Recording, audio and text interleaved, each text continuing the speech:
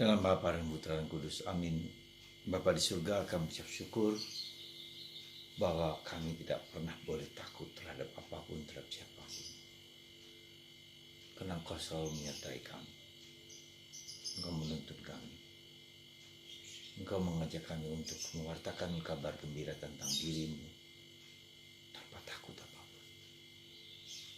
Bantu kami ya Bapa, bahwa Engkau memelihara kami lebih daripada seekor burung merpati atau seekor burung gereja. Terpujilah nama-Mu kini sepanjang segala masa. Amin. Saudara, kewajiban untuk mewartakan kabar gembira Kristus merupakan sesuatu keharusan, kewajiban. Dan merupakan tanggung jawab kita untuk membagikan keselamatan itu kepada manusia lain. Untuk membagikan cinta kasih itu kepada siapapun. Dan itu tugas yang melekat di dalam kemanusiaan kita dan melekat di dalam baptisan kita. Bahwa kita diselamatkan. Dan apakah saya pernah mengalami keselamatan itu? Sehingga saya berani membagikan kepada orang lain supaya saya bisa mengajak orang lain untuk mengalami apa yang saya rasakan. Kelemahannya adalah bahwa kita tidak mengalami itu sehingga kita tidak berani mewartakan itu kepada orang lain. Mungkin itu. Kita tidak memahami karena kenapa? Karena hati kita penuh dengan batu-batu, penuh dengan dosa, penuh dengan kekerasan, sehingga kita tidak mengerti bahwa Tuhan itu menyelamatkan aku. Kita tidak sadar bahwa Tuhan itu hadir dalam diriku. Kita tidak sadar bahwa Tuhan fokusku ketika Tuhan hadir. Aku merasakan, aku mengalami kehadirannya. Persepsiku tentang Dia yang hadir dalam diriku itu tidak semakin, kesadaran itu tidak semakin dalam. Mari kita sadar, kita fokus, kita menyadari, mengalami bahwa Tuhan hadir dalam diriku. Mungkin itu pertama kali yang harus kita sadari dengan baik-baik.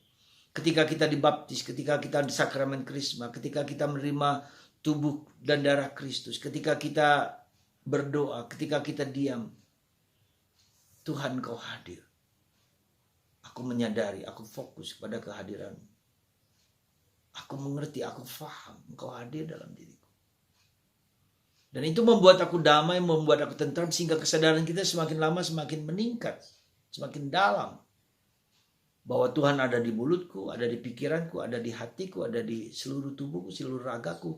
Bahkan seluruh bagian dari diriku, aku sadar Tuhan hadir di situ. Maka mari, mungkin salah satu caranya adalah kita diam sejenak, kita sadari.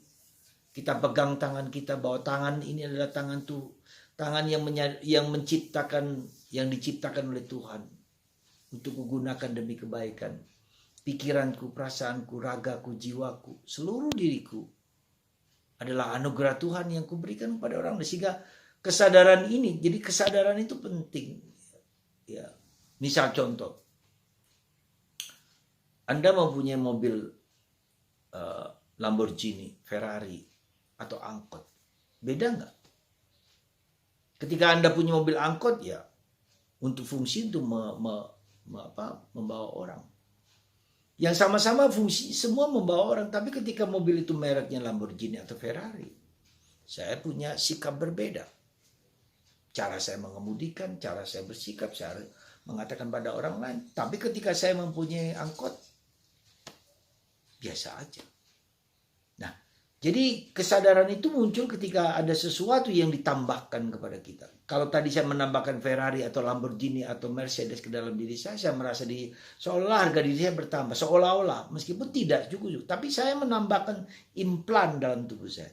Demikian juga dengan Tuhan Yesus. Tuhan Yesus sudah ada dalam diriku, dalam diri Anda. Saya memiliki diam dan hening menyadari Tuhan hadir. Seperti saya menyadari Lamborghini, Ferrari dalam diriku, di sampingku. Kalau mobil itu di luar diriku, Yesus dalam diriku, ku sadari.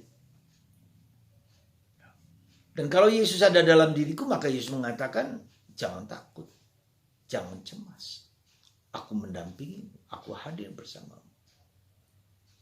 Sehingga muncul kesadaran, tergantung bagaimana kita sadar, ya, ke tingkat kesadaran lebih dalam. Ketika maka saya ada fokus, saya terlibat di dalam Tuhan yang hadir. Saya merasakan Tuhan yang hadir, saya mengalami Tuhan yang hadir. Jadi terlibat, fokus, dan sadar itu dia ada dalam diriku. Dan dia bekerja dalam diriku. Itulah yang membuat kita mewartakan siapa Kristus itu yang ku kenal, ku alami, ku rasakan. Kristus yang ku alami itu ku rasakan kepada orang lain. Ku bagikan pada orang lain dan aku bahagia. Saudara, itulah rahmat yang Tuhan berikan kepada kita. Kasih Tuhan yang Tuhan berikan kepada kita. Maka sekali lagi kita tidak perlu takut. Tugas mewartakan tergantung juga dari bagaimana saya mengalami, merasakan. Ya. Bukan lagi hanya implan, tetapi sudah masuk di dalam diriku. Aku tahu Tuhan hadir. Aku mengalami Tuhan hadir. Aku bagikan kepada orang lain. Semoga pengalaman kehadiran, kesadaran akan kehadiran itu membuat kita berani mewartakan Kristus yang menyelamatkan, membebaskan aku, dan aku membagikan bahwa Kristus mencintai aku apa adanya. Dan Kristus juga mencintai Anda, mengalami Anda, dan itulah keselamatan. Bahkan ketika orang mau mengancam aku sampai mati pun aku tidak akan takut. Karena dia hanya melukai tubuhku, ragaku, tapi tidak pernah jiwaku.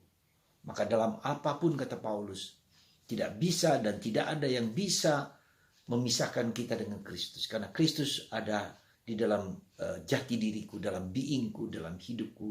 Dan itu perlu kusadari.